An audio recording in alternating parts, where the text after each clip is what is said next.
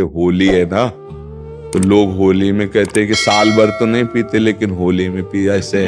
हाँ, तो ये होली पीने के लिए नहीं है, ये उत्साह मंगल है। देखो लोक में होली त्योहार क्यों मनाया जाता है, आप जानते हो क्यों मनाया जाता है? परम भक्तराज प्रहलाद जी का उत्सव है ये। जब हिरण्यकश्यप की बहन होलिका ने देखा कि प्रहलाद जी किसी भी तरह से मर नहीं रहे और मेरा भाई निराश हो रहा है, तो उन्होंने हिरण्यकश्यप से कहा, भैया मैंने अग्नि की साधना करके एक शीतल पट प्राप्त किया है कि घोर अग्नि की ज्वाला में मैं बैठ जाऊंगी, मेरा रोम नहीं झुलसेगा और ये जलकर भस्म हो जाएगा, आपको चिंता नहीं करनी। तो ढेर सारी लकड़ियों का एक पहाड़ बनाया गया और उसमें गुफा जैसे में प्रहलाद जी को लेके बैठ गई। वो अग्नि को सिद्ध की हुई थी, पीत जो वस्त्र था ऐसे ओढ़ ले तो अग्नि छुएगी नहीं और प्रहलाद जी भस्म हो जाएंगे, ऐसा पक्का इरादा। आग लगी तो ताकर दूत अनल जे सिरजा, जरा न सोते कारण गिरजा। भगवान ने ही तो दायिका शक्ति अग्नि को दी है, तो ऐसी हवा चली कि वो संभाल ही नहीं पाई, प्रहलाद जी को पकड़े थी। पीत पट जो था अग्नि पट शीतल, वो प्रहलाद जी के ऊपर आ गया और ज्वाला ऐसी बड़ी कि जलकर भस्म हो गई। होलिका जिसको प्रहलाद जी का बाल बांका ने, सुबह जो कुछ प्रहलाद जी के पक्ष के भक्त थे कुछ दुष्ट भी थे, दोनों देखने के लिए कि देखें अब तो राख ही मिलेगी, तो वहां देखा सब राख था, प्रहलाद जी शांत भाव से नाम कीर्तन कर रहे हैं।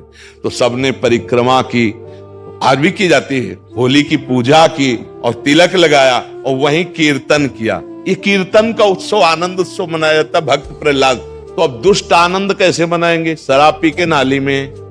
और भक्त कैसे बनाएंगे? गुजिया रबड़ी रसगुल्ला खा करके खूब नाम कीर्तन पद कीर्तन और एक दूसरे को रंग लगाना, गले लगाना। और दुष्ट कैसे लगाते हैं? हाँ, दुष्ट लोग शराब पीते, नाली के और ऐसी गंदी गंदी चीजें नहीं, वो कोयला मुंह में लगा ऐसी होली नहीं खेलनी चाहिए। वो हिरण्यकश्यप के पक्ष के लोग होते हैं। हाँ, प्रहलाद जी के पक्ष के परस्पर लगा के चरण छू के एक दूसरे के घरों में जाते, पद गायन करते, होली के लिए करते। तो हमारी सबसे प्रार्थना है कि गंदी होली मत खेलना, कोई नशा मत करना, शराबाज, खूब अच्छे अच्छे पदार्थ बनाओ, खाओ पियो और एक दूसरे को रंग लगाओ, होली उत्सव मनाओ। लेकिन ऐसे गंदी बात, ऐसे गंदे लोगों का संग कि होली के पर्व पर हम सबसे प्रार्थना करते हैं कि कोई भी व्यसन किसी तरह का ना किया जाए। ये मांगलिक भक्त उत्सव है, भक्तराज प्रहलाद जी के उत्सव में हम ये होली का उत्सव मनाते हैं। इसका रहस्य है भक्तराज प्रहलाद का उत्सव। जैसे हम दीपावली मनाते हैं तो भगवान श्री राम जी विजय प्राप्त करके रावण से अयोध्या में आए, पधारे, तो दीपावली मनी ना, तो हमारे हर त्योहार का भगवान से संबंध है। भारतीय संस्कृति का जो त्योहार है वो भगवान से संबंध रखता है। तो भगवान से संबंधित त्योहार में मैं राक्षसों वाली बातें क्यों करे? ये राक्षसी बातें, शराब पीना, एक दूसरे को मारना पीटना, गाली, किसी भी एक नाम को पुकारा उसका बेड़ा पार हो गया। सब साक्षी हो इसके, हरि कृष्ण राधा, जो नाम चाहो पुकार के देखो अभी एक बार, कोई फर्क पड़ा? कोई फर्क नहीं पड़ा। नाम जपते जपते जपते जपते जब निर्विकार स्थिति हो गई, हृदय द्रवित हो गया, हित सो होए अति दीन, अति दैन्यता में, प्रेम में, आर्त भाव में पुकारा बस हो गया। उसी समय भगवान का हृदय में प्रादुर्भाव। इसी के लिए जन्म जन्म अभ्यास किया जाता है। कई जन्मों से जब भजन होता चला आता है और वासनाएं नष्ट हो जाती हैं, हृदय निर्वासनिक दैन्य प्रीति से भरा हुआ, तब जो नाम निकलता है वो बात अलग होती है। जैसे सियाराम हम भी बोले और सियाराम भरत जी भी बोलते थे, तो जब सियाराम बोलते थे पूरा चित्रकूट विकल हो जाता था, पत्थरों से भी रस द्रवित होने लगता था।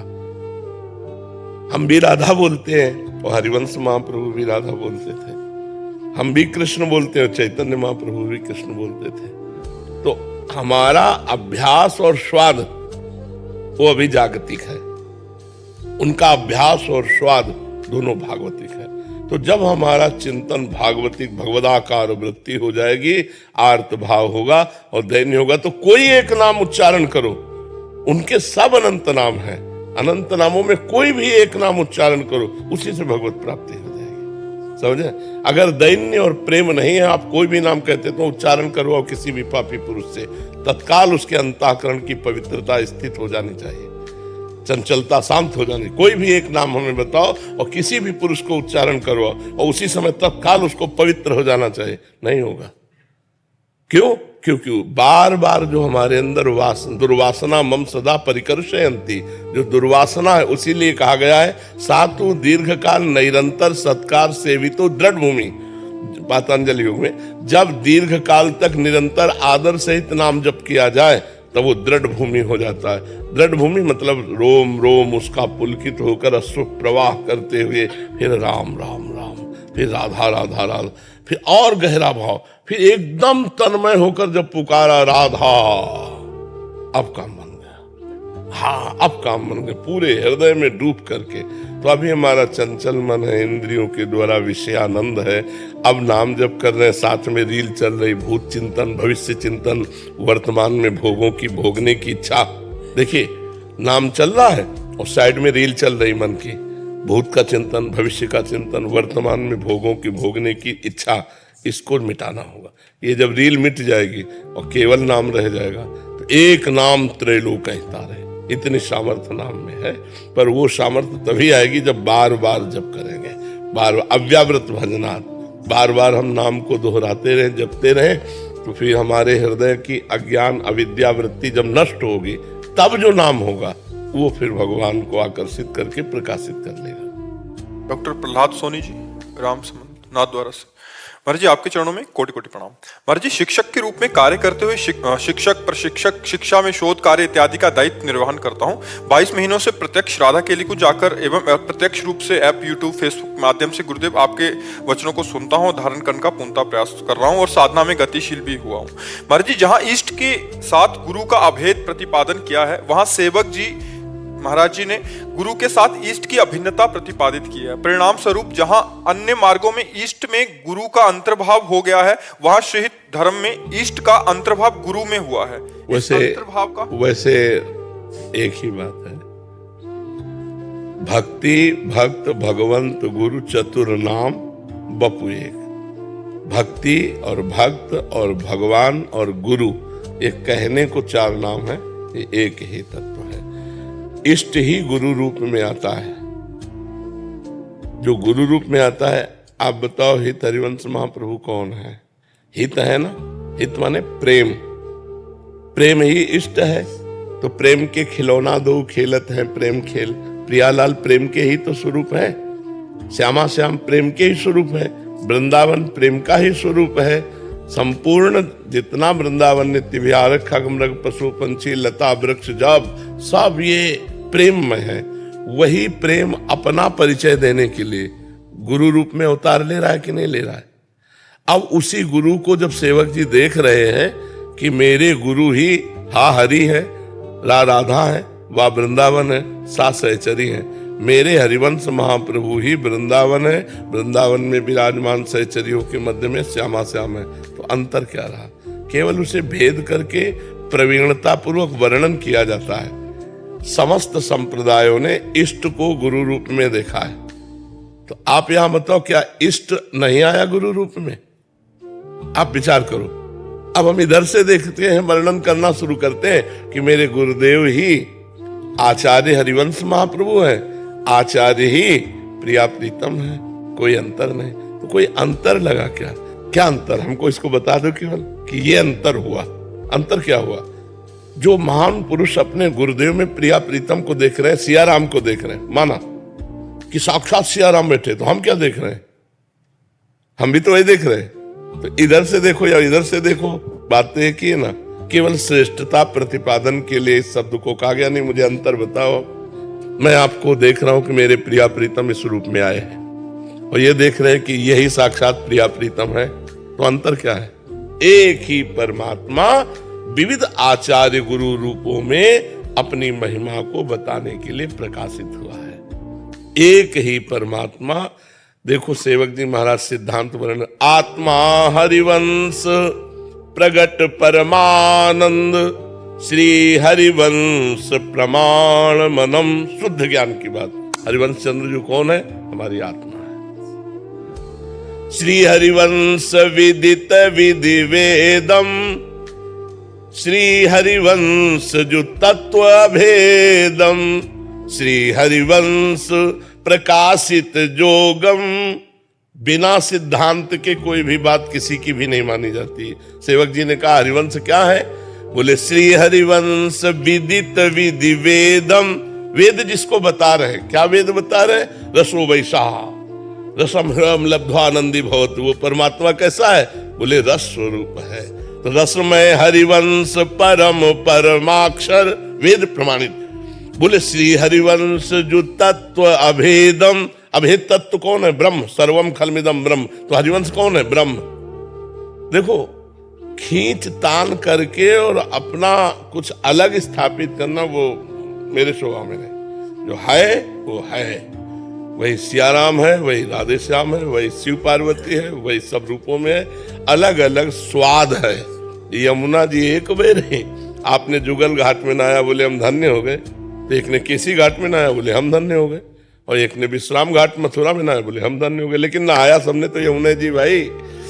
तत्व अगर दो हो तो बात हो गई कि आप श्रेष्ठ तत्व। कोई दास भाव से उसी प्रभु को रिझा रहा है, कोई सख्य भाव से, कोई वात्सल्य भाव से, कोई गोपी भाव से, कोई सहचरी भाव से। लेकिन प्रभु कौन है?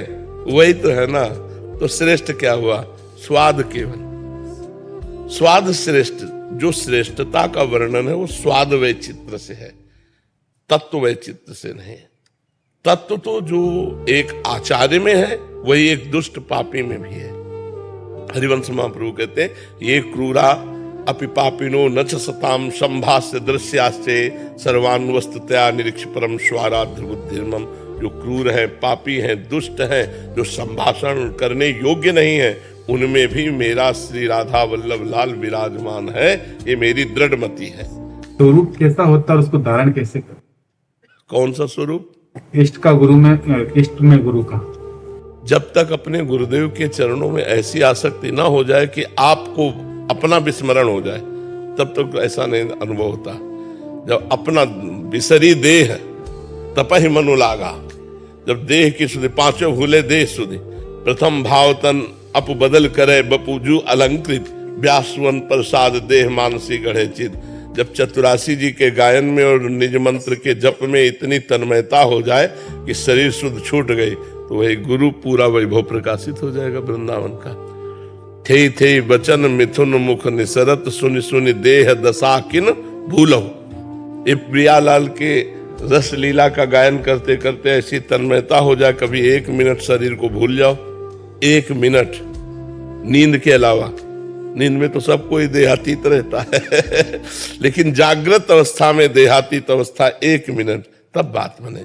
गुरु का स्वरूप और आपके स्वरूप में इतना अंतर नहीं है। आत्मा एक ही है। लाख घड़े हैं, लेकिन उनमें जो प्रतिबिंब पड़ रहा है वो घड़े के अनुसार बड़ा छोटा दिखाई दे रहा है, लेकिन वो एक ही सूर्य का है। तो ये चींटी में और हाथी में एक ही आत्मा है। घड़े के अनुसार प्रतिबिंब बड़ा छोटा दिखाई देता है, लेकिन आत्म तत्व तो एक ही है। वही परमात्मा है। एक बात समझ लो, वही एक है। एको ब्रह्म द्वितीयो नास्ति। वही तुम्हारा भी स्वरूप है। सेवक महम, सेवक का जो स्वरूप है वो अहम है, मैं। वही सेवक का स्वरूप है। हमारा आपका स्वरूप क्या है? जो सेवक जी का स्वरूप है। सेवक जी का स्वरूप क्या है? जो हितजू का स्वरूप है।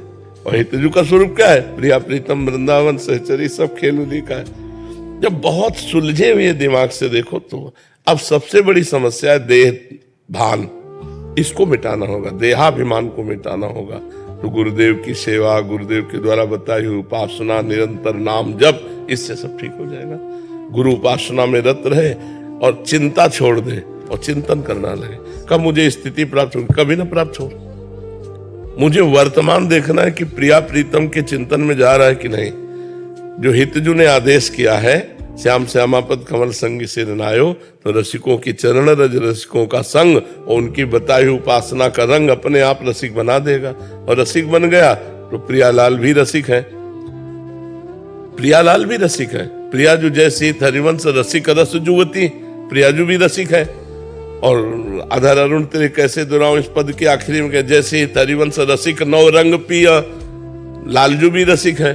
रसिक रसिक रसिक, पहले रसिक की शरण और फिर रसिक, और जब रसिक तो पूरा रस समुद्र आ गया हृदय में। और ये सब देते हैं वही अपना बस कुछ नहीं, अपना बस है जो उनकी कृपा से हम हरिवंश कृपा हरिवंश कहें, हरिवंश कहें, हरिवंश लाए, हरिवंश सुलाभ सदा तिनके।